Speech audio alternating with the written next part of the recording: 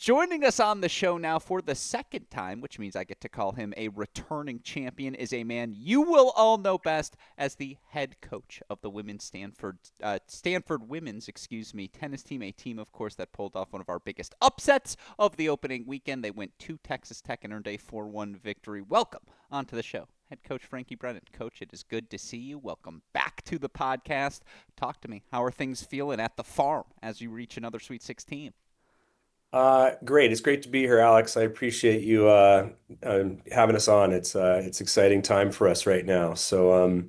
Happy to be home for a little bit. Go back on the road tomorrow. Waters we're not always used to in this program.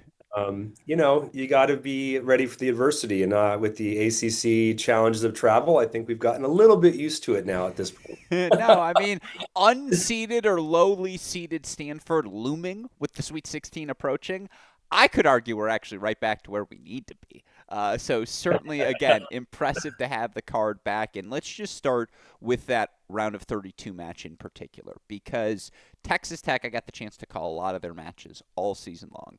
Yeah. They were excellent. They are excellent at doubles. Yeah. Your team, it's not only the execution from Morgan Schaefer at three, who put together one of the best performances of the opening weekend, but for me, it started with Connie and the energy she came out with. And there was just an edge to your group this weekend. Did you feel that in your head coaching position?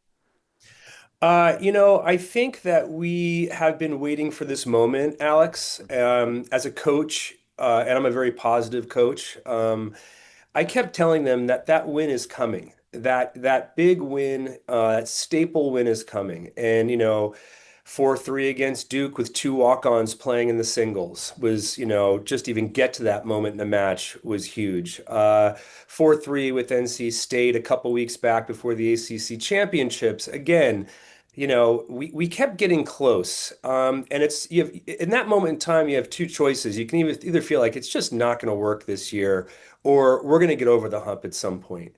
So I felt like we felt that this was coming. We've been working really hard. We've been working with players who weren't planning to play at Stanford University, like a Morgan Schaefer, like a Chidima Akpara, and trying to get them prepared for this moment in time. And I just think that, when you start to believe as a group and you start to look at the sisterhood around you and who you're playing for and who's got your back, it lifts you up a little bit. Yeah.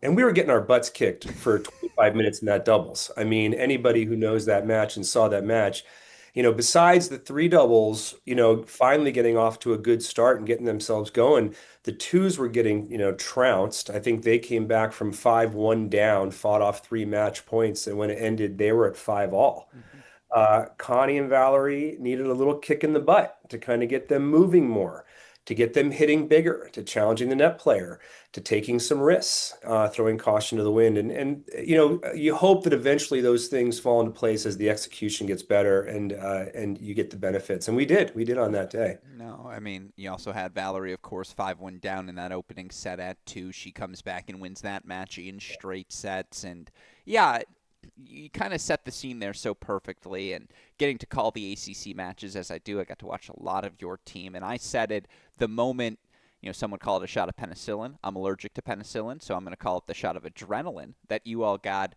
with the return of Alexandra Yepifanova. And just the moment I saw that Wake Forest match, I was like, whoa, like this just feels different.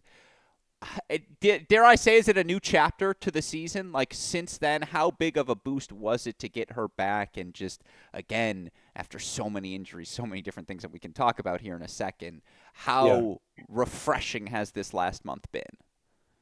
Well, it's refreshing and great to get her back for her. Yeah. She's a tremendous student athlete. She's a true student athlete. She loves the game of tennis. It's been taken away from her for this whole year with this shoulder surgery.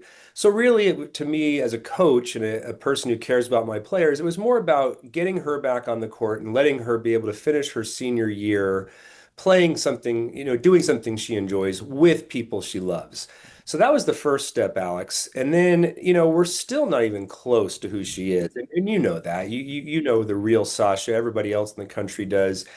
The one thing that she has, the intangible, is she is a fierce competitor.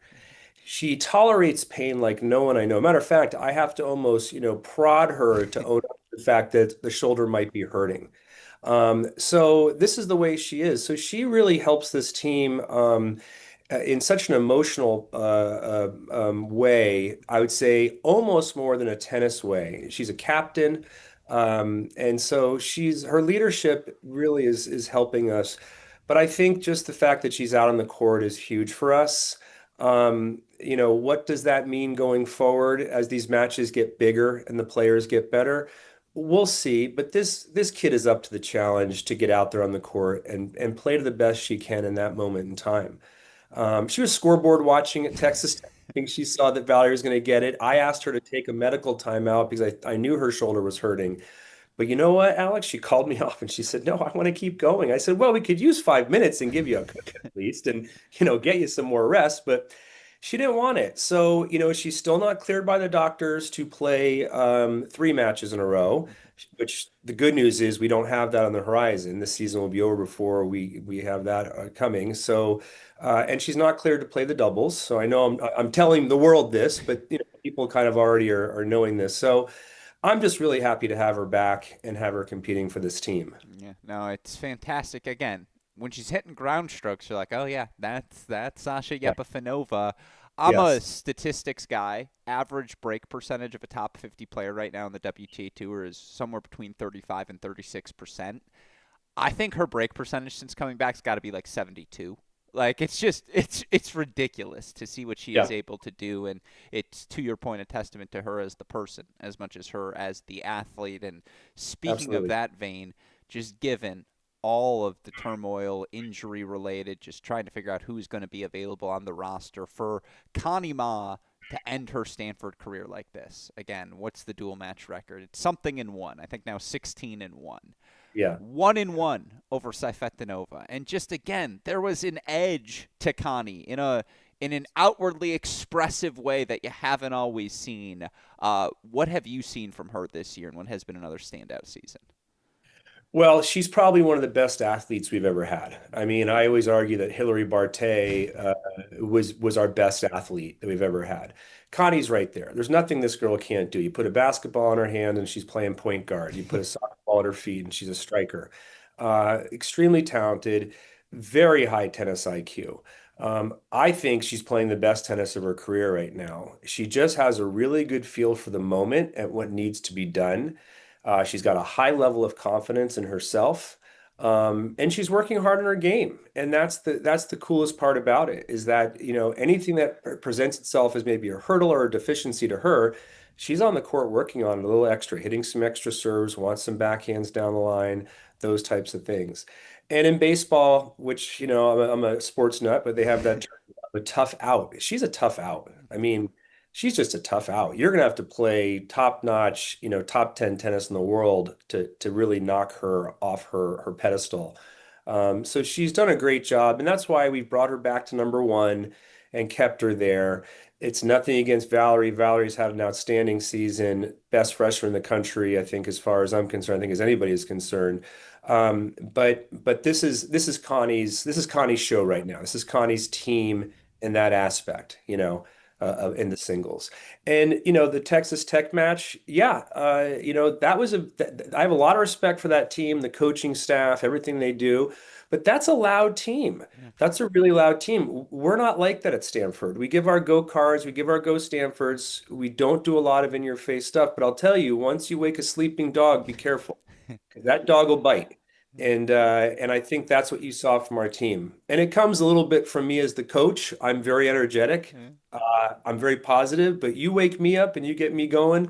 I'm going to let my team know that hey, it's time for us now to get going here. And I think they are starting to kind of get the culture, the different culture that we're creating, which is a little more of that chip on our shoulder energy, that we want to have at times. Yeah. And not all the time. You don't have to always have that. But in this moment, and that's where Connie was really good, I felt this weekend. No, and again, being able to broadcast the match, I heard you. It was great. I loved it. Again, that positivity, that energy was absolutely delightful. And speaking of delights, when you figured out that she was going to be joining your team this year, I know she was very accomplished at Denver before coming over, but to see Caroline Driscoll earn, what was it, 2 and 0 at that number 3 spot, and again, that's the key word there, 3.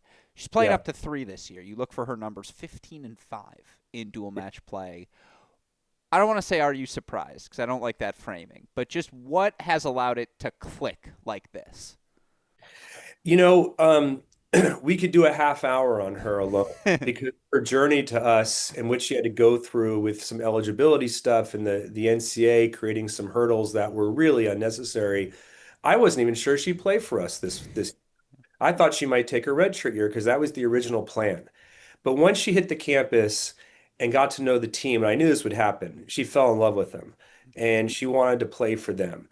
The next step, once we got her pulled in, was just working on her game a little bit, fixing a few things, getting her to be a more offensive player, small tweaks on the volleys, some small tweaks on the serves, things like that. And then your confidence starts to come up. You know, you're practicing with some of the best players in the country. You've got Connie Ma, who's telling you how great of a day you're having in practice, and Valerie and Valencia, and all these people that you never thought you'd be playing with. So to answer your question, am I surprised? I'm not surprised. Am I impressed? I am impressed. I'm Mm-hmm. very impressed. But that's what you get from a coachable player. That's what you get from a player from a hockey background who knows what it takes to be tough and to work hard every day. Is you earn this moment in time. And I'll tell you, this kid, you watch her in practice.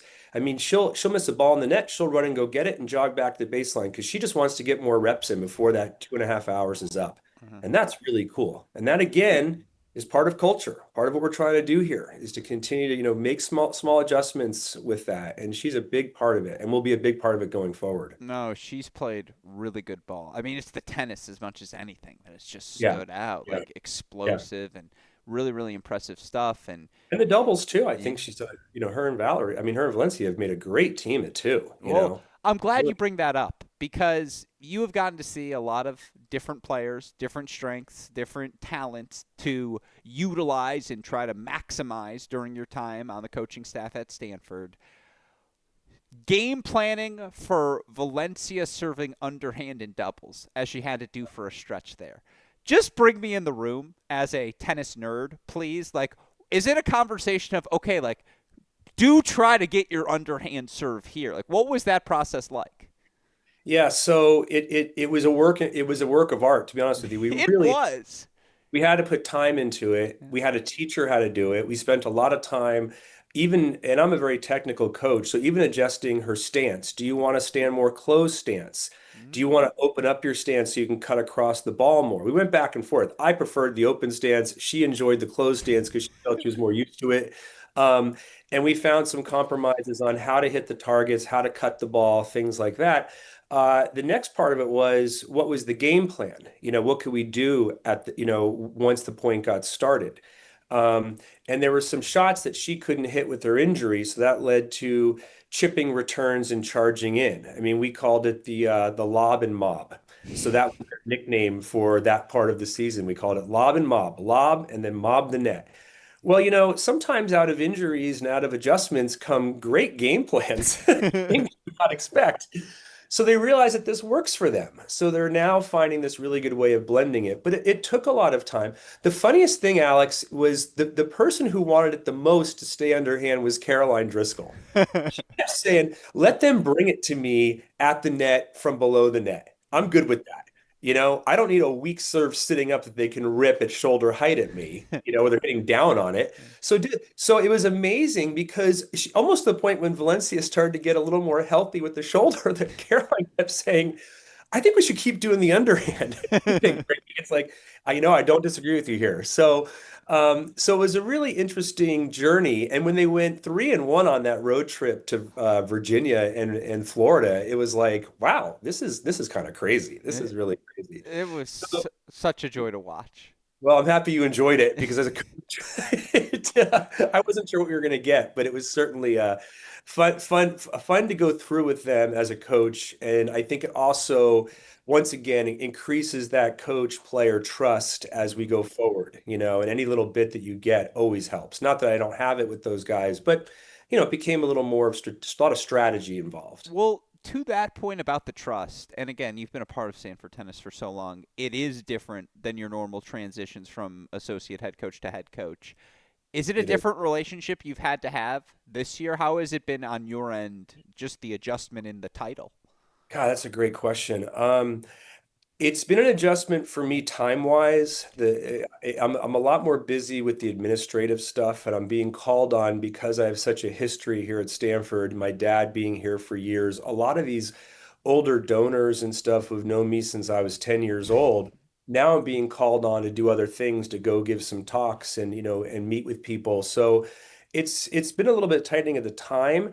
My relationship with the team, interestingly enough, I thought that would be where I'd have to change a lot and be like, I'm now the head coach. We can't sort of have this relationship where it was a little more fun. It was a little more, I'm the crazy uncle, now I'm the dad thing. That has sort of remained, and then the respect for what I'm doing and them buying in has also come along. So to your point, it was really hard. And I'll tell you, I talked to Drake over at Georgia, when I made the transition to ask him how it was, because he and I, are peers. We've gone through the same things. And he had some interesting stories about how he did it and went through it. And I think some of those things I have a thanks to him because it educated me a little bit on what to expect. But I think in general, I did not have quite, some of the hurdles and things. I think it was a real nice, neat blend.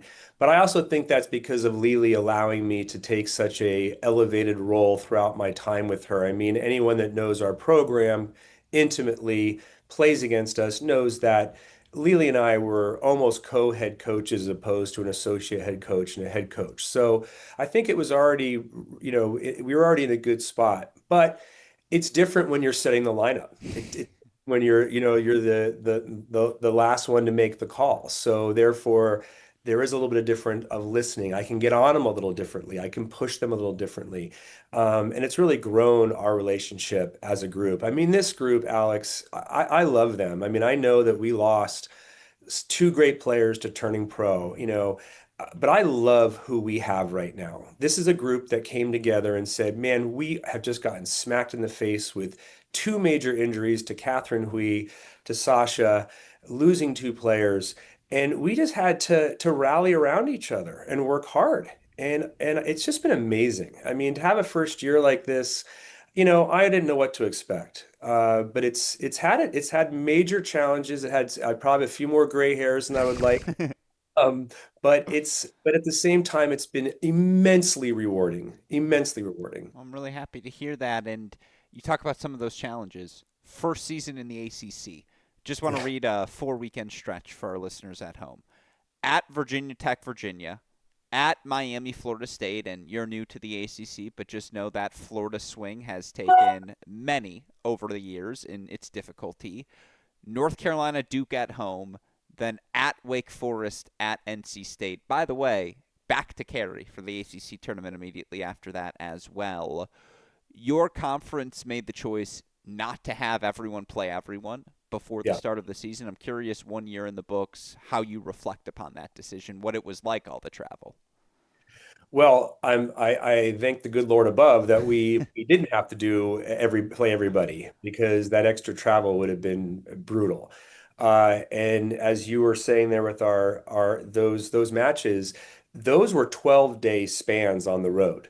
That we did not come home from those. So the Virginia Tech, Virginia onto Florida, that was over our spring break. We spent spring break in Miami, not exactly where a gentleman wants to be of my age with a bunch of the young girls, but they were behaved and, and took care of themselves, so they were okay, and we didn't have any problems. And we had some fun junkets to the beach, and we enjoyed ourselves because that's what you want to do. We're playing tennis, we're coaching tennis, we're not curing cancer, so let's go have some fun and enjoy ourselves and get ready for these matches.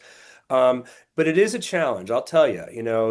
These trips have been long. We're gonna have a similar schedule next year with these longer trips. Is it sustainable? I don't know. You can ask my future AD since we don't have one yet, whether or not it is. But I know for a lot of our head coaches, it has had its challenges for sure. And then now going on the road with this whole journey, I mean, same thing. We're packing our bags for Baylor when we leave tomorrow. to Oklahoma State. We're optimistic. We got to stay optimistic, but we also have to stay prepared that that's where we're going next, and we're going to be on the road again for a while. So it's the management of the schooling, Alex, is a challenge, but this is a very smart group. They're very sharp. They take care of their studies and make sure we allow them enough time to do that. But then I'm proctoring exams on the road. I'm getting professors sending me exams, and I've got to print them out and do those things. So it's just a part of the job here at Stanford. We don't travel very heavy, so we don't have a big crew with us, and academics and stuff like that. Has there been an exam you've been sent that you looked at and you go, "Ooh, I like this topic"? If I could understand it, I might say that. Uh, the joke with Connie Connie's pre-med and she was the last one to do the exam, and I printed it out and I gave it to her, and then she did it. She gave it back to me to scan and send to the professor. And I said, "Oh, it looks like you did really well." And she said, "Are you serious? Could you understand it?" I said, "No, I don't think you misspelled any words." That's about all I could offer up because it was all biology stuff and human anatomy. And it's like, That's great. No, I like that. Yeah, that's got to be half the fun. And obviously, again, got to play a lot of different matches here this year. You did have an ACC schedule: Virginia, Duke, UNC, NC State, etc. yeah. Was there one match from this year that you were proudest of your team coming out of, or maybe again most memorable, whatever it may be? Is there one match that jumps to mind? Yeah, well, first let me just say this. The coaches, and I know a lot of the coaches. I've known Jamie and I've known Brian forever and getting to know Simon a little bit better. And Paige played at UCLA and we've known her forever. The coaches have all been really, really great. They've been very inviting. So I think that's the good news is we haven't had anybody put up a wall or say, we didn't want you here anyway. They get hard on you. Um, Everyone's been really, really inviting that way. I would have to say probably, you know, there's a couple, I would say the Duke match at home getting close, having the last match on the court, watching Elena Yu, who had just left us this previous year, beat us. And I thought that was a really tough match for us, but a really good battle considering we had two walk-ons playing in that match.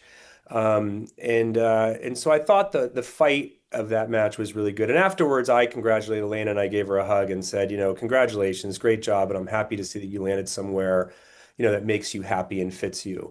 I would say the other one would have to be the Miami match there in that wind. That was a tough, tough match. And I think to get through that, of course, the Miami match at ACC was historic.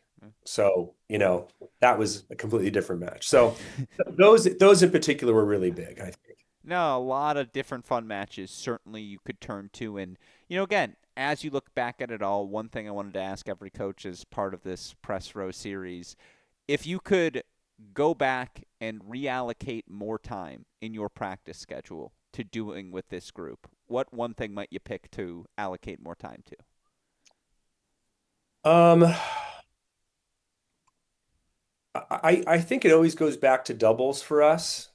I just feel like we're hot and cold with the doubles. And I think just trying to continue to show them that the more you move, the more success you're going to have. The more aggressive you are, the more likely you are to succeed. And I think that with Stanford, we have a lot of smart people who want to feel it out. We are a 2 out of 3 set team because we're very smart. So they want to tinker, they want to probe, they want to find your weakness, and they want to exploit it. Well, I'm sorry, but in 6 games, no ad scoring, you don't have time for that. You can't come in with a scalpel. You've got to come in with a machete. And I think that would be the one thing I would like to try to continue to work on and improve on and spend a little more time on is, really getting more aggressive off the ground and with our moves at the net. And I think it's starting to get there, Alex. I think we're starting to get there. Definitely, like I said, the Texas Tech one was big, but we'll see. No, it's some of the best doubles your team has played all season. From a technical standpoint, has what you accentuate in practice strategically, whatever it may be, how different is it than when you first started? You mean in terms of strategy Yeah, I as, guess foundationally, like because returns come in harder, faster. Do you coach serve and volley less? Like, have you had to make oh tactical gosh. Oh, changes? I see what you're saying. From when I first started at Yeah, Stanford. Oh yeah. I think, I started out when we were playing 2 out of 3 sets of doubles. fair enough. Then we went to an 8 game pro set. Now we're at a 6 game set. I call the doubles the sprint, and I call singles the marathon. So I try to get them ready for both. You don't have that in track and field where you run both events, but in tennis you do. So I think, yeah, I think for sure there's a lot of changes that have gone on. And adapting to things as the rules have changed, even things like that. I mean, even bathroom breaks now and trainer visits, have changed things. I think you've got to be really educated and on point to make sure you don't get a point violation for something. I mean, we got a code at the indoors because our trainer came out after the first game of the second set and gave medication Advil to one of my players, and the umpire thought there was treatment going on. So even little things like that. So I think just all those changes have sort of made some adjustments. But to your point, I think some things have changed, but I still think you're still coaching the same way with the two up and doubles, trying to get that two up, trying to get aggressive, working on overheads. All those things. I don't think the singles has changed as much. I really don't. I think that's player to player, and that's the way it'll be forever. I think that's a very fair assessment. Speaking of changes, forgot to ask, I meant to earlier. I interviewed Coach Goldstein. He told me that the guys allude to it by this term, and I love this term, so this is what I'm going to go with moving forward. The rage cage. This just the new indoor facility or the covered facility. Obviously, stadium still wrapping up as well. What's it Yeah. been like to move into the new facility? What do you make of that unique camera angle? Because I kind of like Yeah, I was wondering what you thought of it it. from since you watch so much tennis, how do you like that viewpoint? Um, It's you know, fascinating. It's different. yeah. It's just it's It, it's and it's not obstructing either. Yeah, yeah, no, it's out of necessity because they set the cameras up too close, so they had to kind of do that cross angle there. Um, I love the new facility. I mean, you'd rather be now for me personally, I'd rather be outside at our new stadium and use this as we need to. But for right now, it has been terrific. I think the intimacy of it is something that we're not used to. So anyone that's been to our old stadium that's, could seat almost 5,000 people, well, even if you have 500 people, it's cavernous. People are spread out, so it doesn't look like you have a lot of people. Now you're in there and you feel like people are all over you. They're yelling, they're screaming. It's 6 matches of chaos going on with fans on the ends and fans behind. So it's a really cool environment as far as that goes. So I love it. I think we're very lucky to have it. I'm appreciative of our administration for everything they've done to support our tennis programs. It makes me feel like we're not going anywhere anytime soon, which is nice. And then again, just so excited for the new stadium to be built because that's going to be an intimate setting too.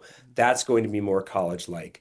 And I think, that we're really excited about No, that. I love to hear that said with the most respectful sass possible.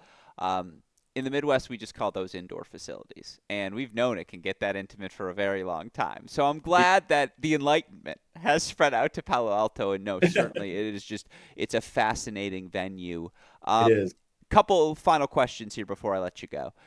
This year we talked about the pieces to bring in an Okpara, to bring in a Driscoll, as you guys did over the through the transfer portal. Not Yeah. something that has historically been done very frequently at Stanford, but just I- with how things are in 2025, what do you view the transfer portal as in the context of roster construction? Uh, well, I mean, for me, I'm an advocate of the old rule where you sit out a year. I think where I feel the most, and Alex, you can probably relate to this, is that I feel for these kids when they look back when they're 30 years old and they're not sure what homecoming they go to. Who do they associate with the most? If you're bouncing around chasing the money, you've really truly lost something. in your career and in your life. What do you sell your kids on as to what school you support? So I think from that standpoint is where I get a little bit, bummed out for the situation. Um, in general, I think, you have to roll with the punches, and this is where we are right now. But it is going to create a have and a have not situation. I think we're going to see that at some point. I think even for a Stanford University that prides itself on you come here and you get a great education. You get set for life with networking and having that degree in your back pocket, having the connections that you have here, also hopefully being a part of a great tennis program. Um, but that sell is very hard. It's hard with this 26 class has been very tough to convince that that's what we have for sale. Um, my 25 class, outstanding. The group that's coming in next year, they have bought all into Stanford women's tennis, to what we're supposed to be doing here, and I'm super excited for them. So I think I can see the pros and cons. Obviously, it benefited us hugely this year with Caroline Driscoll. No transfer portal, with Blakina and Houghton leaving in December, a Yeah. total surprise to us. Um, Reasons that had nothing to do with the coaching change. It more had to do with what they wanted to do personally and moving forward. The effect that some of the effect of that was from the NCAA singles and doubles being in the fall, you know, Sure. playing for that wild card and then going, okay, I'm good, I'm going now. So I think for us, it did benefit us to find a Caroline Driscoll. She was a wild card for us. So I think that we saw the value there for that, but I don't know going forward what it means. And look, Alex, I've got to go back in there in May. I've got to dive back in May. I'm losing a lot of players off this team. So, Chidima joined us 2 years ago from Dartmouth as a grad transfer. We couldn't even help her get in. She was not recruited by us. She said to us, if I get in, can I join your team?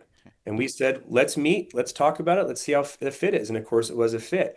But that's just not going to happen all the time. I mean, I've got tons of great players contacting me saying they want to do a grad year here. And it's like, well, if you get in, that's great, but I can't. That's something Stanford admissions does not allow. Undergrad, yes. Graduate, no. You guys got to. You're on your own.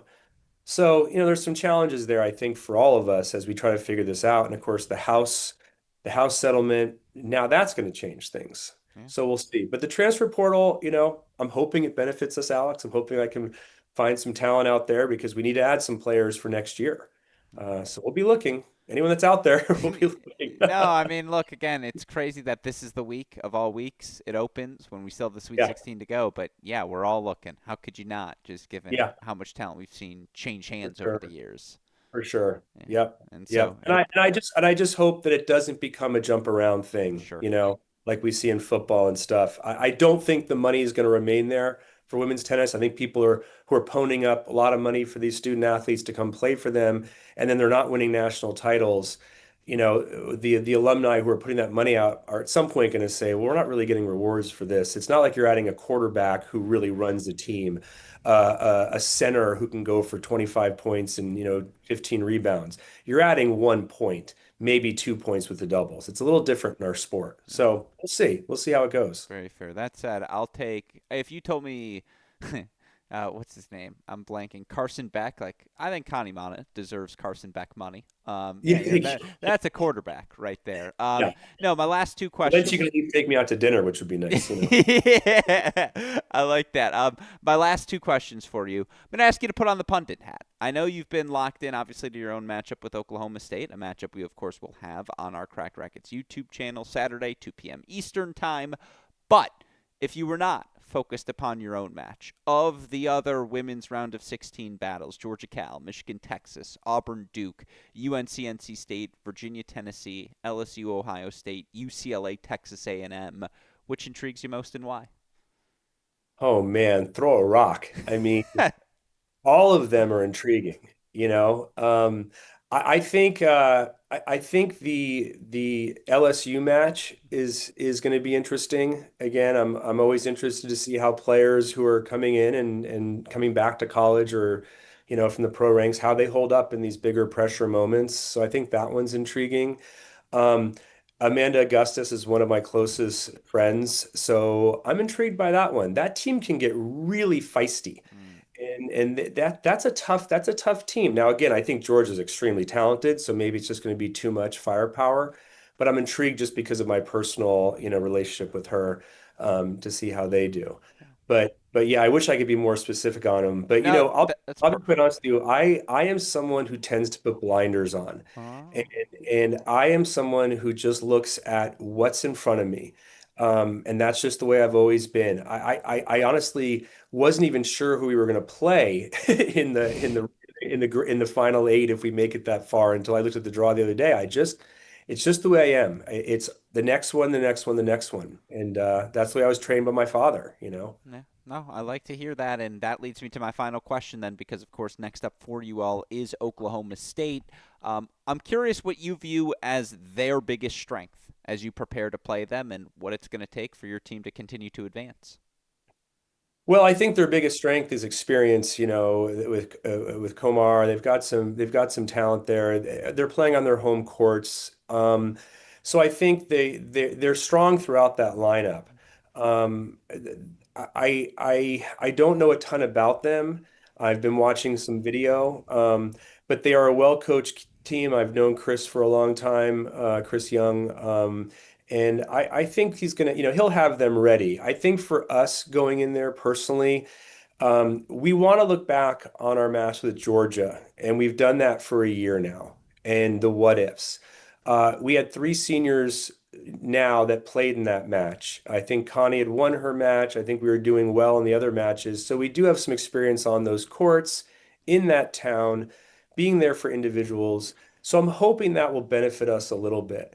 But it's going to be a tough match and just an uphill battle. I have had my eye on Oklahoma State in a funny way because I have one of my Gatorade water bottles that I have.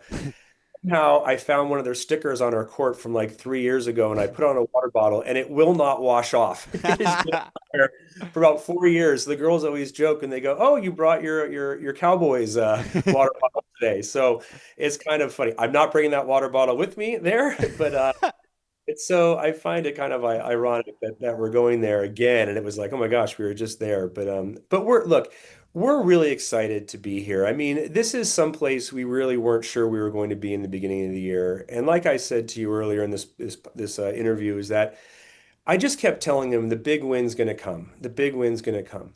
And who knows where this goes from here? You like to start to feel like you've got some momentum, but you cannot do great things without great opportunities.